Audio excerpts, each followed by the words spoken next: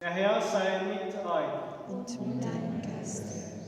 Aus dem heiligen Evangelium nach Lukas. Ehre sei dir, o Herr. Für Elisabeth kam die Zeit der Niederkunft und sie brachte einen Sohn zur Welt. Ihre Nachbarn und Verwandten hörten, welch großes Erbarmen der Herr ihr erwiesen hatte, und freuten sich mit ihr. Am 8. Tag kamen sie zur Beschneidung des Kindes und wollten ihm den Namen seines Vaters Zacharias geben. Seine Mutter aber widersprach ihnen und sagte: Nein, er soll Johannes heißen. Sie antworteten ihr: Es gibt doch niemand in deiner Verwandtschaft, der so heißt. Da fragten sie seinen Vater durch Zeichen, welchen Namen das Kind haben solle. Er verlangte ein Schreibtäfelchen und schrieb zum Erstaunen aller darauf: Sein Name ist Johannes.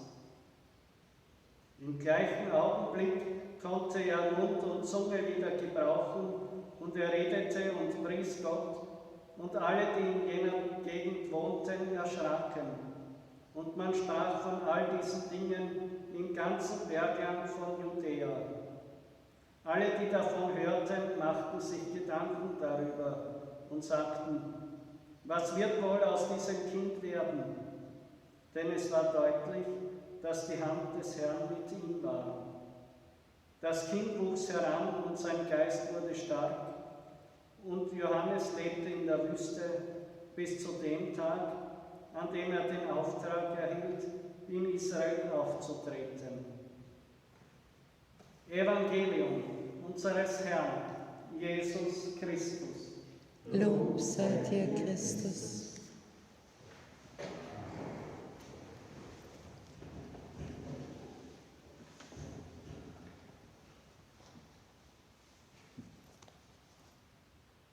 Sein Name ist Johannes,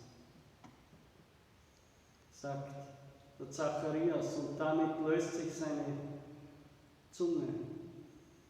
Er war stumm, weil er den Glauben verweigert hat. Und diese Nachdenkpause hat sich bei ihm positiv ausgewirkt. Er hat anerkannt, dass hier Gott wirklich etwas Großes vorhat oder beginnt. Und dass das nicht einfach ein Kind ist unter vielen. Warum ist der Name so wichtig? Sie wollten ihn Zacharias nennen, weil er einfach ein Kind seiner Ahnenreihe sein sollte. Seine Bedeutung war halt ein weiteres Glied in der Familie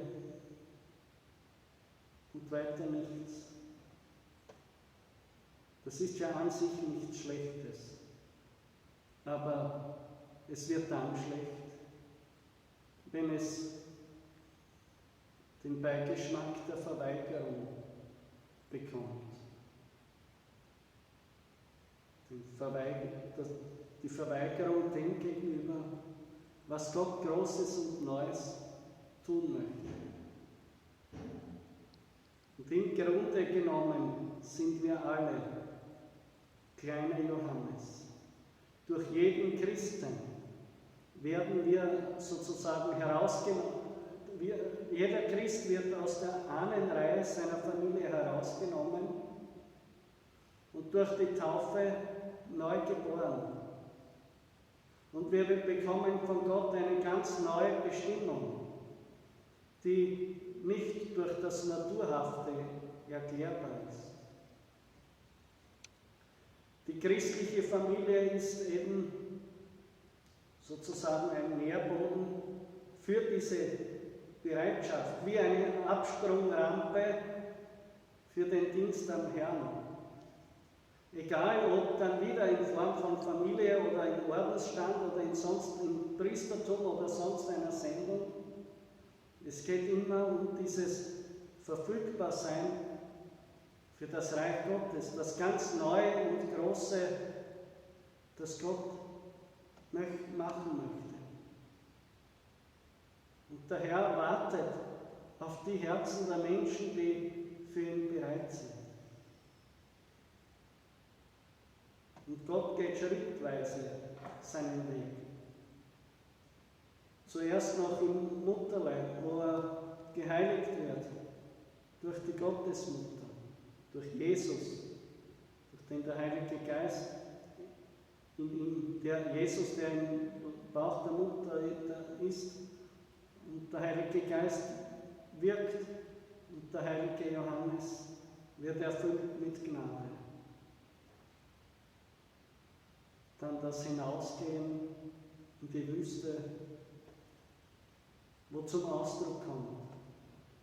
Hier ist ein Mensch, der ganz für Gott verfügbar ist.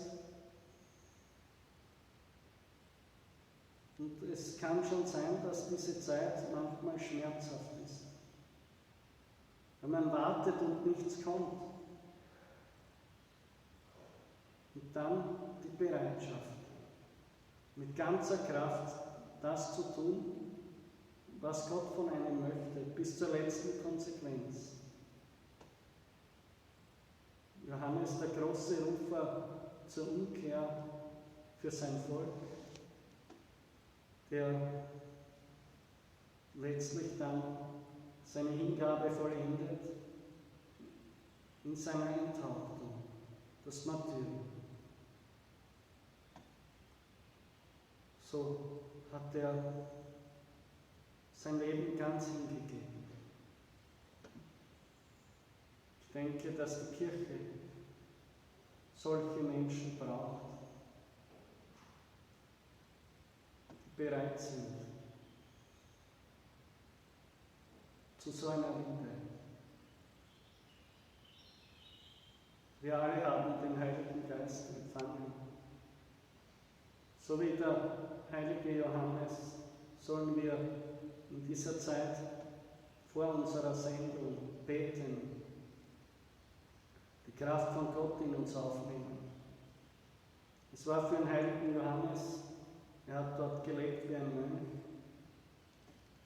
Es gibt auch noch die Höhlen, in die er sich vielleicht zurückgezogen hat, oder der Überlieferung gemäß, wo er Kraft aufgetankt hat, wo er dieses sich ganz Gott zur Verfügung stellen durchexerziert hat, bis auf den Grund seiner Seele. Und auch in diesem Warten können auf die Sendung zeigt sich die Verfügbarkeit. Nein, nicht mein Weg mit der Vorstellung von meiner Mission soll geschehen, sondern dein Wille. Dass er bereit ist, hineinzusterben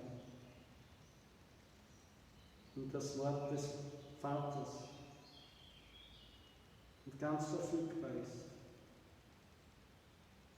Im Grunde genommen ist seine Enthauptung schon vorweggenommen in der Wüste im Gebet, weil er dort schon alles gegeben hat.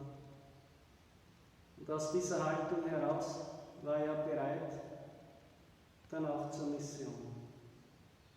So ein feuriger Verkünder zu sein. Und dann eben auch den Messias Platz zu machen. Er hat nicht gesagt, was will der da jetzt, weil ich bin jetzt gerade in der Gnade und ich tue da jetzt predigen und die Leute kommen zu mir, da kann ich nicht die Konkurrenz brauchen. Der soll kommen, wenn ich schon Opa und schwächer werde.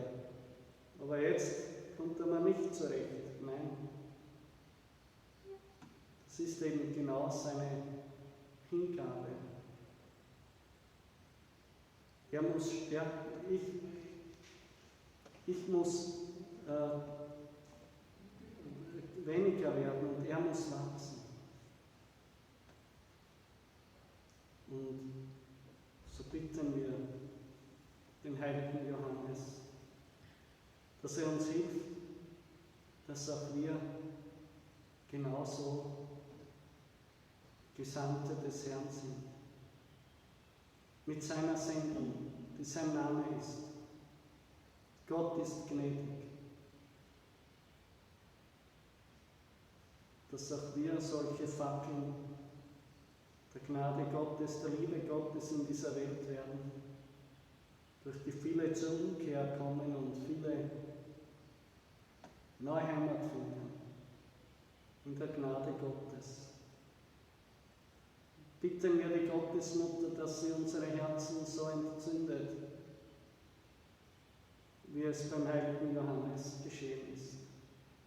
Amen. Vergelt's Gott.